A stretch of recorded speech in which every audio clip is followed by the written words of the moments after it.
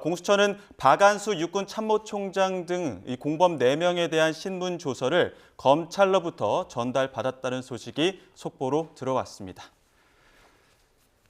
네, 이와 관련해서 박성배 변호사와 함께 다시 한번 자세히 짚어보겠습니다. 어서 오십시오. 안녕하십니까. 일단 김성훈 차장은 경찰에 출석을 했고 바로 체포영장 집행이 됐습니다. 이게 원래는 현장에 가서 체포영장을 발부해야 되는데 경호 등의 문제가 있어서 향후에 체포영장 집행에 좀 응하겠다 이런 취지의 같은 일환이라고 봐야 되는 거겠죠? 그렇습니다. 수사기관이 체포영장을 발부받으면 피체포자가 현장하는 소재에 직접 찾아가서 체포영장을 집행하게 됩니다. 그렇지만 이 사안의 경우에는 특이하게도 대통령 경호 문제를 들어 일부 체포영장 집행을 미뤄둔 상황이었는데 현재 자진 출석하는 형태를 취했다고 하더라도 경찰에 출석하는 즉시 마땅히 체포영장 집행을 해야 합니다. 체포영장을 발부받아 놓고 자진 출석했다는 이유로 체포영장 집행 포기를 하는 전례도 없을 뿐만 아니라 체포영장을 곧바로 집행하지 않게 되면 김성훈 경호차장은 조사를 받는 중간에 언제든지 퇴거할 수 있는 지위에 있게 됩니다. 그와 같은 상황은 미연에 방지해야 할 뿐만 아니라 조사를 마친 이후에 체포영장을 집행하게 되면 체포영장은 그 목적이 출석에 불응하는 피의자가 수사기관에 출석해 진술을 받게 하는 것이 목적입니다. 그 목적을 이미 달성했는데 체포영장을 집행하는 것 자체가 오히려 위법이나 부당성 시비에 휘말릴 수 있습니다. 출석하는 즉시 원칙적인 형태, 현장에 찾아가서 체포하는 형태는 아니지만 이미 협의에 따라 수사기관에 출석한 이상 출석한 즉시 곧바로 체포영장 집행을 해야 하는 상황이었습니다. 그게 당연 추선이라는 말씀이신 거죠. 그리고 공수처에서 들어온 속보도 조금 더 보면요. 일단 윤석열 대통령이 오늘 조사에 불출석을 하는데 그와 관련해서 일단 불출석하겠다는 통보는 안 했다고 합니다. 그리고 공수처가 검찰이 박안수 육군 참모총장 등 공범 4명에 대한 신문 조서를 전달해 왔다라고 밝혔는데 그렇다면 지금 군 수뇌부에 대한 조사도 공수처에서 맡게 되는 겁니까? 아니면 이게 왜 공수처로 넘어온 겁니까? 그렇지는 않을 것입니다. 공수처가 윤 대통령을 수사하는 과정에서 관련 자료를 상당 부분 검찰, 군검찰, 경찰이 보강해주고 있는 것 같습니다. 구속영장 청구를 위한 자료를 받았다는 거죠? 그렇습니다. 애초에 이 사건과 관련된 관련자들 대부분은 이미 구속돼 있기도 하고 기소까지 이루어지는 상황입니다. 군 관계자, 경찰 지휘부, 노상원 전 정보사령관 등 일체의 인물들이 구속돼 기소된 상황인데 수사 과정에서는 검찰 등 일부 수사기관이 다른 수사기관에 관련 수사 기록을 제공해주기가 상당히 어렵습니다. 이 수사 기록을 통해서 수사를 신속하게 진행해야 하기 때문입니다. 그렇지만 기소한 상황부터는 수사 기록을 보존하게 되고 이때부터는 타 수사기관에 관련 자료를 제공해주기가 상당히 용이해지는데 관련자들 대다수가 이미 구속 기소된 상황이라 검찰 입장에서는 그 수사 기록을 공수처에 충분히 제공해 줄 수 있는 시점이 되었습니다. 그 기록을 공수처가 넘겨받게 되면 윤 대통령에 대한 질문지도 전반적으로 그 기록을 바탕으로 구성하게 되고 구속영장 청구를 할 때에도 윤 대통령의 혐의를 입증할 만한 근거로 적극적으로 사용할 수 있게 됩니다. 윤 대통령에 대한 조사를 위해서 검찰로부터 사건 기록을 넘겨받았다고 보시면 될 것 같습니다. 그러면 오늘 윤 대통령이 출석을 해서 조사를 직접 할 수는 없기 때문에 관련자들에 대한 조사 자료들을 좀 검토하고 그리고 나서 이제 영장 청구를 검토하려고 하는 건가요? 그러한 측면도 있습니다. 관련자들에 대한 자료를 충분히 검토한 이후에 구속영장을 청구할 때에는 단순히 수사기관이 법원에 구속을 해 주십시오라는 신청서만 제출하는 것이 아니라 범죄 혐의를 소명하는 자료, 나아가서 도주 의뢰나 증거인멸의 우려를 입증할 만한 근거를 제시해야 하는데 그 근거의 일환으로서 검찰로부터 넘겨받은 관련자들 수사 기록을 아마 제출할 가능성이 높습니다. 이와 같이 충분한 수사가 이루어진 상황이고 그 관련자로서 윤 대통령에 대한 혐의도 충분히 입증된 상황이니 영장 발부는 불가피하다는 취지로 법원에 구속영장 청구 시 제출할 것으로 보이고 그와 별개로 일단은 윤 대통령에 대한 조사를 공수처 입장에서는 예정하고 있으니 윤 대통령이 소환에 응할 경우에는 관련 질문을 보강하는 차원에서도 이 수사 기록을 활용할 것으로 보입니다. 저희가 오전부터 윤 대통령 측이 오늘 공수처 오전 조사에 불출석할 것이다 그런 전망이다. 윤 대통령 측에서 밝힌 내용이 있다 이런 이야기를 많이 했었는데 공수처 브리핑을 보면은 윤 대통령 측이 오늘 조사 불출석 통보를 안 했다고 했거든요. 이렇게 통보를 공수처는 안 했다고 하는 건 어떤 절차적 문제를 좀 짚으려고 하는 겁니까? 제대로 통지도 하지 않고 만에 하나 출석을 하지 않게 되면 그 자체가 향후 구속영장 실질심사 때 법원에 상당히 불리한 심증 형성에 영향을 미치게 됩니다. 도주 우려 자체야 현재 논란의 여지가 있겠습니다만 수사기관 수사에 제대로 협조하지 않고 적절한 통지도 하지 않는다. 이 자체가 향후 수사와 재판 과정에서 본인 내지는 제3자를 통한 증거인멸의 가능성을 높이는 사유로 작용하게 됩니다. 아마 네. 구속영장 실질심사 단계에서 법원은 증거인멸의 우려가 현저하다는 이유로 영장 발부를 할 가능성을 높이는 대목으로 지적됩니다. 그러면 지금이 10시 38분이니까요. 원래 오는 10시까지였잖아요. 그러면 통보 없이 윤석열 대통령이 불출석했다는 그런 내용까지도 영장에 기재가 되는 겁니까? 당연히 기재됩니다. 구속영장에는 구속영장 청구를 위해 필요한 각종 근거를 제시하게 돼 있는데 어떠한 혐의가 있다는 부분이 가장 먼저 나오고 그 이후에 구속 사유로서 도주의 우려, 증거인멸의 우려를 설시하게 됩니다. 도주의 우려에 어떠한 사항들이 포함되어 있는지 그 근거를 충분히 설시하고 증거인멸의 우려를 뒷받침할 수 있을 만한 근거도 상세하게 설시하게 되는데 현재 수사기관 조사 과정에서 일방적으로 진술 거부권을 행사한다거나 소환 요청에 불응한다거나 소환 요청에 불응하는 과정에서 통지도 없이 일방적으로 소환 요청에 불응한다는 사정은 증거인멸의 우려를 상당히 높게 보여주는 대목입니다. 이 같은 사정을 모두 수사보고 형태, 나아가서 구속영장 청구서 증거인멸의 우려 하부 항목에 상세하게 기재하게 됩니다. 예, 구속영장 청구 전에 공수처가 할 수 있는 게 뭐가 있습니까? 예를 들면 강제 구인이라든지 아니면 구치소에 가서 조사를 한다든지 이러한 대안들은 없는 겁니까? 그와 같은 조치가 가능하긴 합니다. 체포영장의 효력은 크게 두 가지입니다. 첫째는 인치이고 둘째는 구금입니다. 인치는 쉽게 말해 데려오는 것이고 구금은 쉽게 말해 가두어두는 것입니다. 이에 따라서 체포영장 집행 직후에 윤 대통령을 공수처에 데려온 것은 인치의 효력에 기한 것이고 예. 조사를 마친 이후에 서울구치소에 구금하는 것은 구금의 효력에 기한 것입니다. 체포영장의 효력이 지금도 남아있는 이상 현재 윤 대통령이 공수처 출석을 거부하고 있지만 구치소에서 공수처로 데려오는 조치는 가능해 보입니다. 그런데 전례가 없습니다. 구속영장의 경우에는 이미 구속영장이 발부되었음에도 불구하고 피의자가 수사기관에 출석하지 않을 때 구속영장의 인치 효력에 의해서 데려올 수 있다는 판례가 존재합니다. 그렇지만 체포의 경우에는 이와 같은 일이 흔치 않아 판례가 존재하지 않다 보니 공수처가 상당히 조심스러운 입장을 내비치고 있을 뿐 인치 자체는 가능하다고 보아야 합니다. 그 외에도 정의 인치를 하지 못한다면 공수처 검사나 수사관이 구치소에 직접 가서 윤 대통령을 조사할 수도 있겠습니다만 현재 일관되게 진술 거부권을 행사하고 있는 이상 그와 같은 조치는 굳이 필요하지 않다고 판단하는 것 같습니다. 네, 공수처는 구속영장 청구 준비가 거의 마무리 단계다 이렇게 밝혔고요. 오늘 중으로 청구할 거란 전망들이 많았습니다. 영장 실질 심사에는 윤석열 대통령 직접 참석을 해야 되죠? 사실 구속영장 실질심사 시 피의자의 출석은 의무입니다. 선택사항이 아닙니다. 구속영장 실질심사는 피의자를 위해서 마련된 절차입니다. 그러니까 수사기록은 수사기관의 일방적인 시각에 따라 구성될 가능성이 높습니다. 피의자가 직접 출석해서 자신의 입장을 항변함으로써 영장 전담 판사는 범죄 혐의가 인정된다고 볼 여지가 있는지 도주의뢰나 증거인멸을 확신할 수 있는지를 다시 한번 재고하는 기회를 가지는데 그 절차가 구속영장 실질심사입니다. 이는 피의자의 권리이기도 하고 형사소송법상 출석이 의무입니다. 예. 즉 출석하는 것 자체가 그동안의 행보와 또 다른 조치이다라고 표현할 만한 대상 자체가 아닙니다. 출석 자체가 의무인데 그동안은 진술 거부권을 행사해 왔지만 적어도 구속영장 실질심사 시에는 윤 대통령이 직접 출석할 가능성은 다소 높게 점쳐지고 있습니다. 체포와 구속은 그 차원을 달리하게 됩니다. 체포는 일시적으로 조사를 위해 48시간 동안 구금하는 절차이지만 구속영장이 발부되게 되면 20일간 수사 단계에서 구속될 뿐만 아니라 향후 법원 단계에서도 계속해서 구금된 상태로 재판을 받아야 합니다. 각 신급당 6개월씩 구속되어야 하고 만에 하나 1심 내지는 2심에서 실형을 선고할 경우에는 6개월 내에 형을 선고하고 구금된 상태에서 재판을 받아오다가 그대로 실형을 선고한 대로 온전히 복역해야 합니다. 즉 수사 단계에서 구속영장이 발부되면 그때로부터 10년, 20년, 30년 언제까지 복역해야 할지 알 수가 없는 상황이다 보니 영장 실질심사는 피의자 입장에서도 매우 중요한 절차이고 이 절차에는 윤 대통령이 직접 출석해서 항변할 가능성도 충분히 점쳐집니다. 예, 근데 만약에 공수처가 서부지법에 그 구속영장 청구를 하게 된다면 이와 관련해서 윤 대통령 측은 영장 실질심사에 불출석할 가능성도 있다 이런 이야기 나오는데 안 나올 가능성은 배제할 수 없는 거 아닙니까?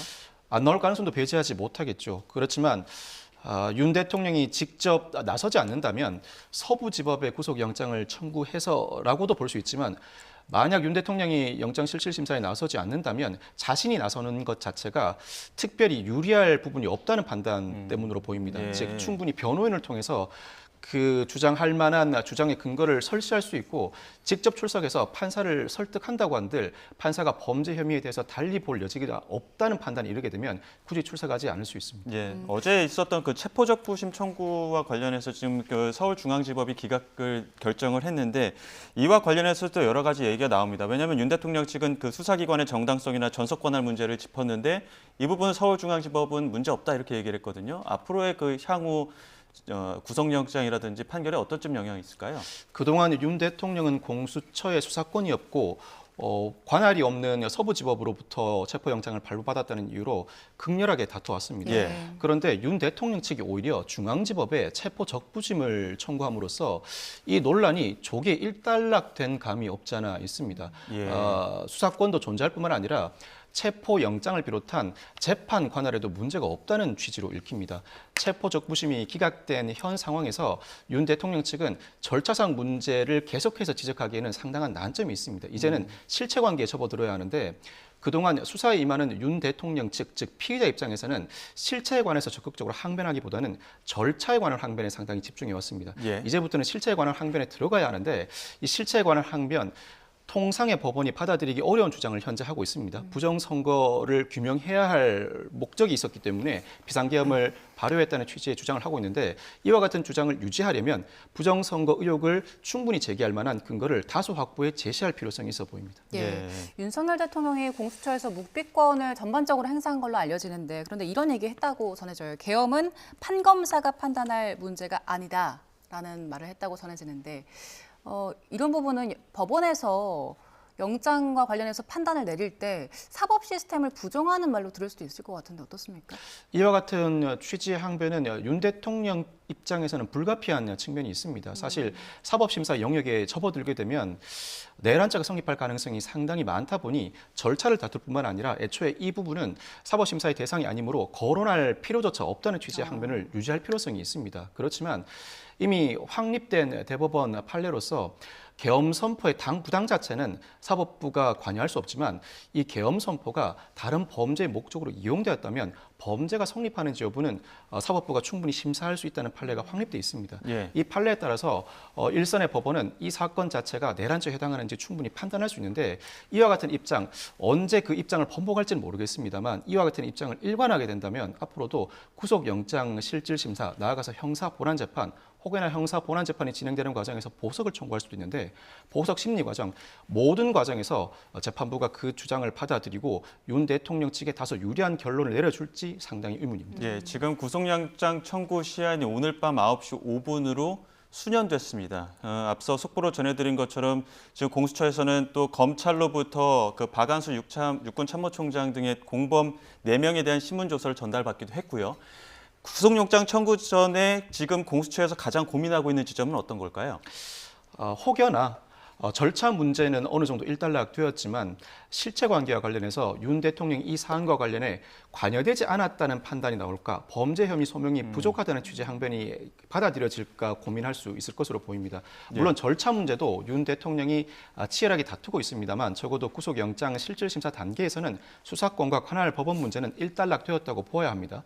실체관계와 관련해서 현재 국회를 봉쇄하거나 선관위 장악 시도를 하는 등의 행위가 국헌을 문란할 목적으로 폭동을 일으킨 행위, 즉 내란에 해당한다는 부분은 이미 구속영장이 다수 발부돼 있고 기소된 상황에서 재판이 진행되고 있는 상황이라 어느 정도는 다툼의 여지가 없어 보입니다. 예. 마지막 남은 핵심은 이 사안에서 윤 대통령이 어느 정도 관여하였는지인데 현재 윤 대통령의 항변 중에서 포고령을 김용현 전 국방부 장관이 작성하였고 그 작성 과정에서 일부 착오가 있었다는 취지의 항변을 하고 있습니다. 즉 자신은 이 사안 전반에 관여하지 않았다는 취지의 주장, 즉 특전사령관 등이 윤 대통령으로부터 직접 국회의원을 빼내라는 지시를 받았다고 주장하고 있음에도 불구하고 그와 같은 지시를 한 바가 없다고 주장하고 있습니다.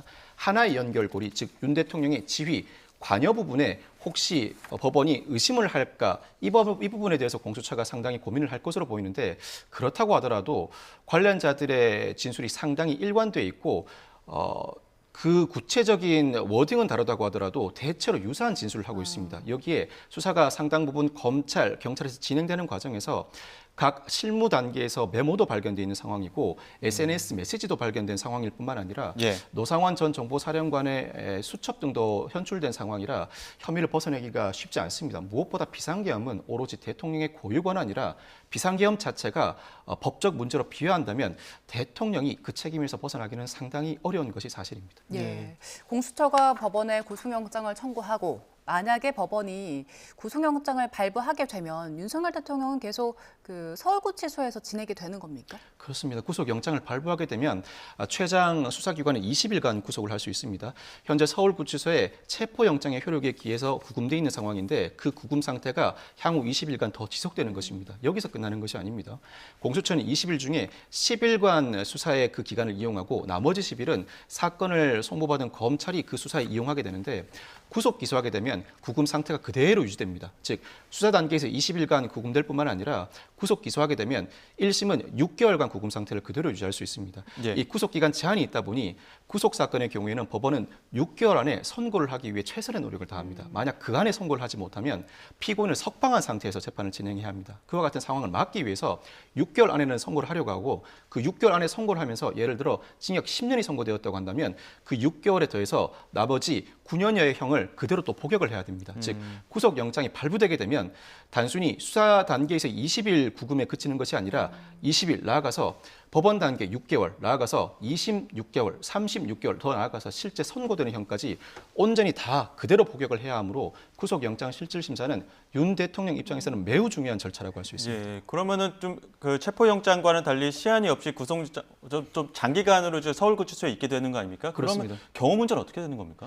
경호 문제는 사실 현직 대통령에 대한 구치소 구금 관련 경우는 전례가 없습니다. 예. 이에 따라서 경호처는 그 임무 자체가 대통령 신변 안전 확보이므로 구치소 내부라고 하더라도 예를 들어서 수용동 내부에도 경호관들이 교대 근무 형태로 진입해서 경호 업무를 수행하겠다는 입장을 내비친 것 같습니다. 그렇지만 구치소 측은 난색을 표하고 있습니다. 그와 같은 전례가 없을 뿐만 아니라 그와 같은 조치를 허용해 주게 되면 관리에 상당한 어려움이 뒤따른다는 입장으로 보이는데 현재 법무부와 구치소 입장에 따르면 구금 전까지는 경호를 허용한다고 하더라도 향후 윤 대통령이 조사를 받거나 재판에 출석할 경우에는 경호 차량이 아니라 수용 차량을 이용해야 할 뿐만 아니라 어느 정도 경호를 받아들여준다고 하더라도 통상 다른 재소자와 달리 취급할 근거 자체가 없다는 입장을 내비치는 것 같습니다.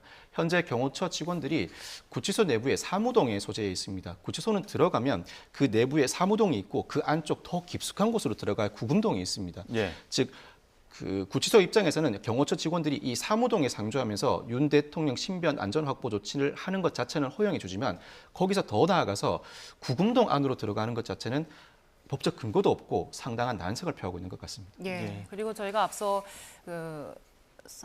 현장 화면을 보여드렸는데 김성훈 경호처 차장 오늘 경찰에 출석했거든요. 출석하면서 기자들 질문에 다 답을 했습니다.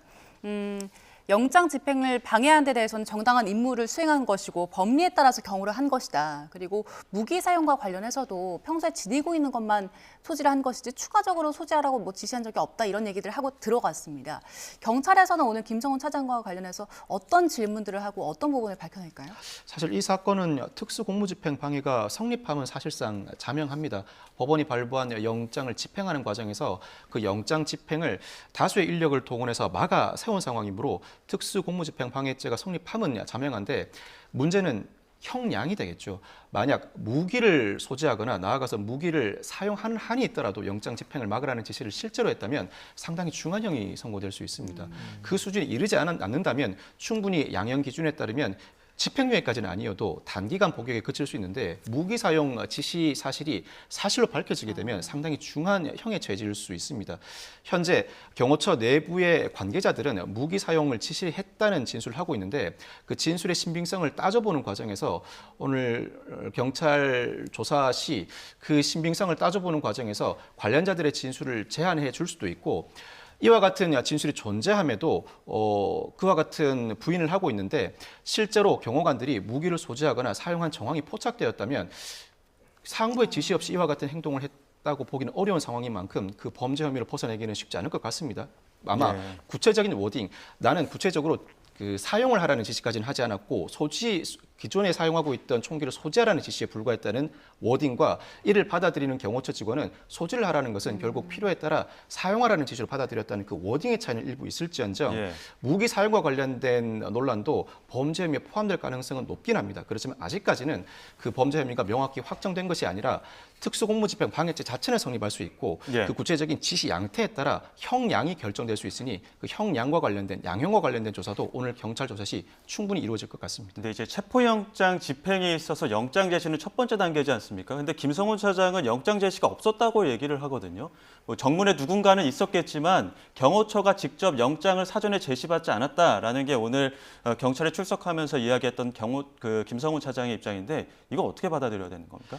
사실관계는 따져봐야 할 것 같습니다. 예. 처음 관저 입구에 나섰을 때부터 체포영장과 수색영장을 제시하지 않았다면 문제의 소지는 있어 보입니다. 다만 실제로 체포영장과 수색영장을 사전에 제시하지 않았다고 하더라도 수색영장은 일단 진입하는 권한을 부여하게 됩니다. 수색영장 정도만 제시하고 체포영장은 실제로 피체포자를 찾은 현장에서 체포영장을 제시하고 미란다 원칙을 고지하면 족하다는 판단을 할 수 있을 것 같습니다. 근데 이제 경호처 얘기는 정문에서 제시를 했을지 모르겠지만 경호처 직원이 받았던 적은 없다 이렇게 얘기를 했는데 꼭 그 수색영장을 경호처 직원에게 먼저 제시를 해야 되는 겁니까?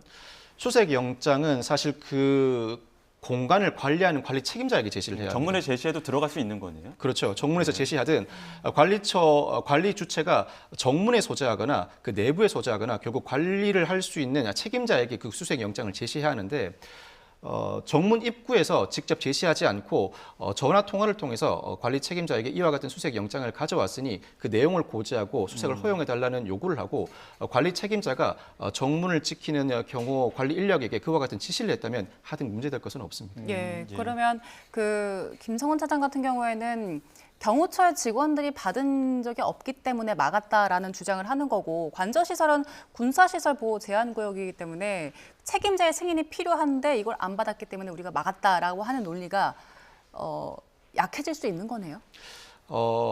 관저 정문을 지키는 입장에서는 책임자의 승낙 없이 들여보내기는 상당히 어렵습니다. 다만 수사기관 입장에서는 당장 수색영장을 집행하려면 관저 입구에 접어들어서 그 책임자에게 수색영장을 제시하고 그 내용을 설명할 필요가 있는데 일부 사실관계가 규명되어야 하고 진실 공방이 이루어질 수도 있을 것 같습니다. 그렇지만 적어도 어느 단계에서부터는 수색영장은 제시되었을 것으로 보이는데 아마 김성훈 경호차장이 다투는 부분은 처음 관저에 도착했을 때부터 적절한 수색영장 제시가 없었다는 항변, 수색영장 제시가 적절하게 이루어지지 않았다면 그 체포영장과 수색영장 집행을 위해 진입하는 인력들을 막아내는 조치도 정당한 공무집행이라고 볼 여지가 있습니다. 아마 절차상 하자 부분을 집중적으로 따지는 것 같습니다.